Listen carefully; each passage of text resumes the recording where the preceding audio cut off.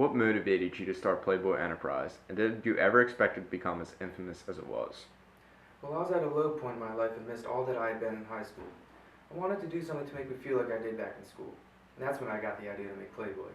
As for its success, at the time of the startup, I was only 27 years old and had no idea what was about to come.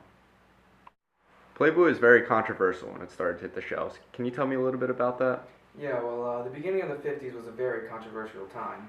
The idea of women posing nude in a magazine was unheard of. Most of the magazines at the time for men were focused on outdoors activities like fishing and hunting, so risque photos were quite a change. Playboy was the first mass marketed men's magazine. Talk about that and its success. The magazine was an instant success, selling 52,000 copies of the first issue and much more of the highly anticipated second issue. I think it was time to take the American public's attention away from the atomic age and give the men something to look forward to every month. It was the first successful magazine for young single men.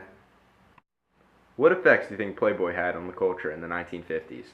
Playboy represented a new openness about sexuality that had never existed in American society. People realized that good girls also like sex too, and that the girls in the magazine could be the girls next door. Why did you choose to include other topics in your magazine besides women? We wanted to portray the good life, and sex was only one aspect of that.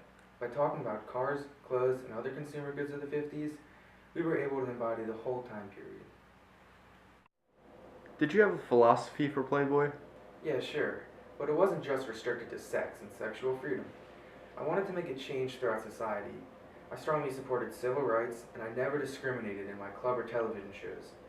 I tried to use Playboy to influence the culture in a positive way, showing my beliefs. Is there anything else you would like to say about Playboy? Playboy is so much more than just a pornographic magazine. It's a magazine that was able to change the culture of the 1950s, and to me, that was more than I had ever hoped for.